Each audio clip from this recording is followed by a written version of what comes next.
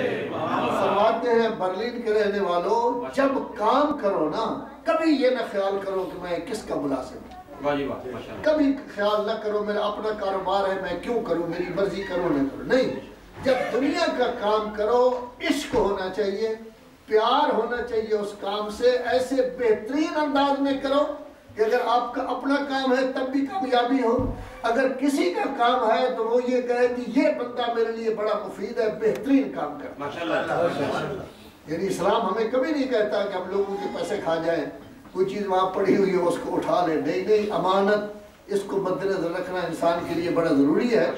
اور پھر آپ نمائندہ ہیں، آپ سفیر ہیں اپنے ملک کے بھی، اسلام کے بھی، جتنا اچھا آپ برتاؤ کریں گے اتنا لوگ اسلام کی بھی تعریف کریں گے، پاکستان کی تعریف کریں گے۔ تو آپ کے مولا کہتے ہیں کہ جس وقت کام کریں اس قدر عشق کے ساتھ کریں گویا آپ نے ہزاروں سال اس دنیا میں رہنا ہے۔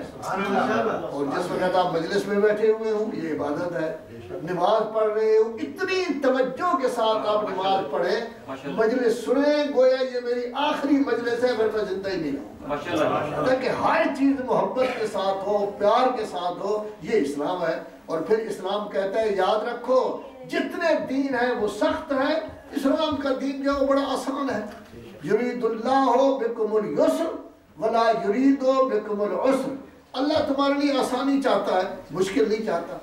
اسی واسطے آپ کا پاکستان تو ترمیمیں کرتا ہے نا آئین میں، اللہ تبارک و تعالی نے پہلے ہی سے کر دی ہے کہ اگر ایک آدمی نماز نہیں کھڑے ہو کر پڑھ سکتا، اللہ کہتا ہے بیٹھ کر پڑھ لو، بیٹھ کر نہیں پڑھ سکتا تو دائیں جانب لیٹ جاؤ پڑھ لو، اگر دائیں جانب نہیں لیٹ سکتا کوئی زخم ہے تو بائیں جانب لیٹ جاؤ، بائیں جانب نہیں لیٹ سکتا پشت کی جانب لیٹو کہ اٹھو تو آپ کا منہ قبلہ کی طرف ہو، اگر اس طرح بھی نہیں پڑھ سکتے تو سر کے اشارے سے پڑھ لو، سر کے اشارے سے پڑھ لو، تھوڑا سر جھکاؤ گے تو رکوع ہو جائے گا، زیادہ سر جھکاؤ گے تو سجدہ ہو جائے گا۔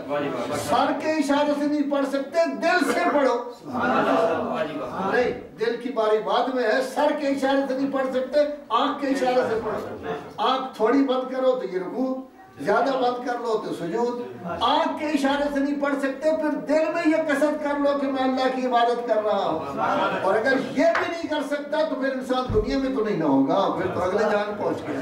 محمد علیہ محمد صلی اللہ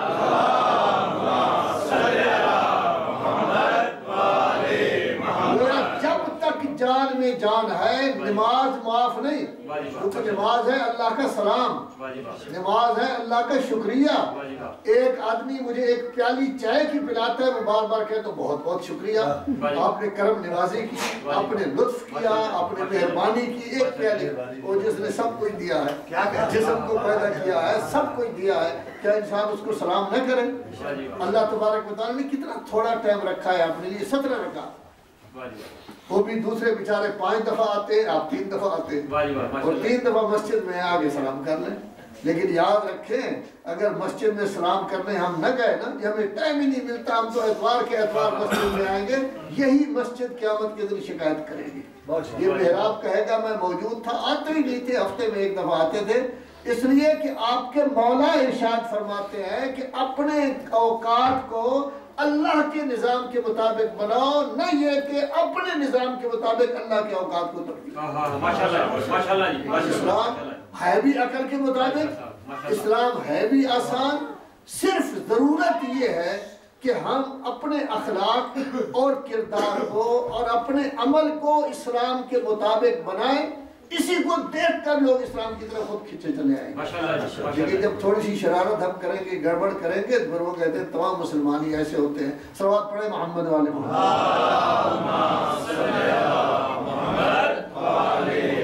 پھر بھی صلوات پڑھیں محمد والے محمد۔ محترم یہ 2-4 دن پہلے پتہ چلا کہ جی اس وقت انسان 7 ارب ہو گئے ہیں، 700 کروڑ انسان اس وقت دنیا میں موجود ہے۔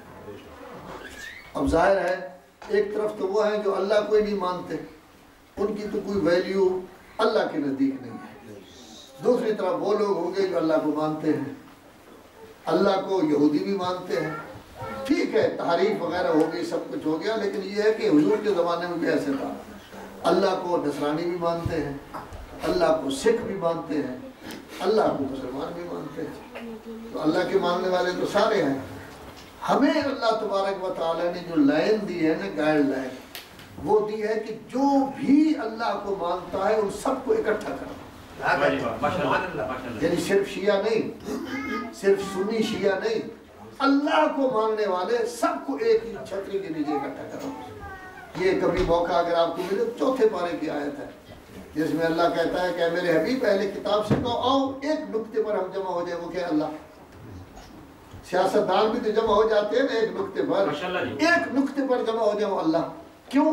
کیونکہ اللہ یہ چاہتا ہے کہ میرا پرچار ہو، میرا تذکرہ ہو۔ جب اللہ والے سب ایک جگہ اکٹھے ہوں گے، ان میں اتحاد ہوگا، اتفاق ہوگا، تو نہ افغانستان پر حملہ ہوگا، نہ عراق پر ہوگا، نہ ایران کو دھمکیاں دی جائیں گی، نہ فلسطین میں گڑبڑ ہوگی، نہ کشمیر میں ہوگی، امن و امان سے لوگ رہیں گے۔ تو یہ ہے پہلا مرحلہ اللہ۔ اب دیکھیے یہ اللہ کو تو مانتے ہیں، لیکن یہودی پیچھے رہ گئے۔ توجہ فرما رہے ہیں؟ یہودی پیچھے رہ گئے۔ کس طرح کہ یہودیوں نے حضرت آدم کو بھی مانا، نوح کو بھی مانا، ابراہیم کو بھی مانا، موسیٰ پر آ کر ٹھہر گئے کہ آگے ماننے کے لیے تیار نہیں، تو وہ پیچھے رہ گئے۔ ان کا درجہ بھی کم ہو گیا، ان کا دین بھی منسوخ ہو گیا اور وہ پیچھے رہ گئے۔ عیسائی آگے بڑھ گئے، کیونکہ مسیحی لوگ آگے بڑھے، وہ آدم کو بھی مانتے تھے، نوح کو بھی مانتے تھے، ابراہیم کو بھی مانتے تھے، موسیٰ کو بھی مانتے تھے۔ ایک نیا نبی انہوں نے مانا، عیسیٰ، تو ان کا درجہ چونکہ یہ بھی نبی ہے، کلمت اللہ ہے، روح اللہ ہے، جب اس کو مانا تو ان کا ایک درجہ جو ہے وہ زیادہ ہو گیا۔ لیکن عیسائی زیادہ تر، البتہ اسلام لانے والے بھی ہزاروں کی تعداد میں عیسائی ہیں، اور کبھی اگر آپ کو موقع ملے نا قرآن مجید کو ترجمہ کے ساتھ آپ پڑھیں تو چھٹے پارے کی آخری آیت، اس میں بڑی تعریف کی گئی ہے عیسائیوں کی، اور 7ویں پارے کی پہلی آیت میں بھی عیسائیوں کی تعریف کی گئی ہے۔ 7ویں پارے کی ابتدا میں کہا گیا ہے میرے حبیب جس وقت یہ عیسائی مسیحی آپ سے قرآن مجید کو سنتے ہیں نا تو ان کی آنکھوں میں آنسو آ جاتے ہیں۔ کیوں؟ اس واسطے کہ ان میں بھی حق پایا جاتا ہے۔ حق تو تھا نا ان میں، صرف یہ کہ آخری نبی کو نہیں مان رہے، آخری نبی کو ماننے تو پورا حق ہو جائے گا۔ تو یہودیت پیچھے رہ گئی حضرت موسیٰ تک، مسیحیت آگے بڑھی، انہوں نے حضرت عیسیٰ کو قبول کر لیا، لہذا اس کا ایک درجہ اچھا ہو گیا، آگے بڑھایا کہ وہ انہوں نے اس نبی کو تسلیم کر لیا۔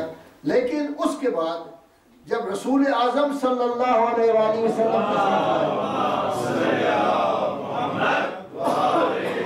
جب حضور تشریف لائے تو یہودیت تو پہلے ہی پیچھے رہ گئے تھے، انہوں نے سوائے شرارتوں کے کچھ نہیں کیا، مسیحی بھی پیچھے رہ گئے، وہ بھی صرف حضرت عیسیٰ تک مانتے ہیں لیکن رسول اعظم صلی اللہ علیہ وآلہ وسلم کو نہیں مانتے۔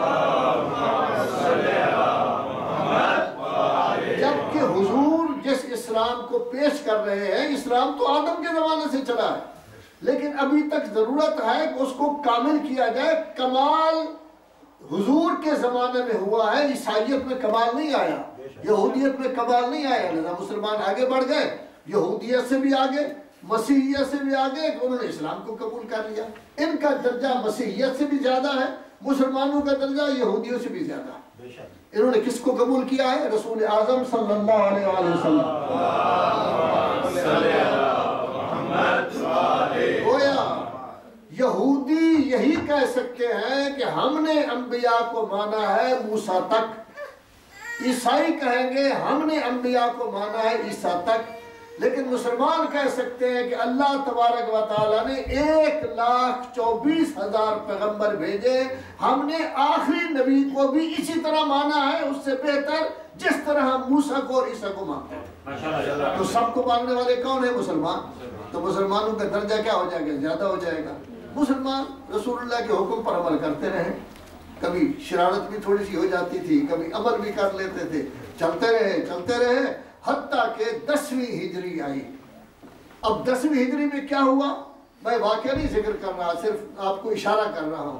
10ویں ہجری میں کیا ہوا کہ 10ویں ہجری میں غدیر خم کے موقع پر دین کو کمالیت کی سند ملی، دین کو اللہ کی نعمت کو تمامیت کی سند ملی، دین کو پسندیدگی کی سند ملی۔ یہ کمالیت کی سند ایک، نعمت کی تمامیت کی سند دو، اسلام کی پسندیدگی کی سند یہ کب ملی؟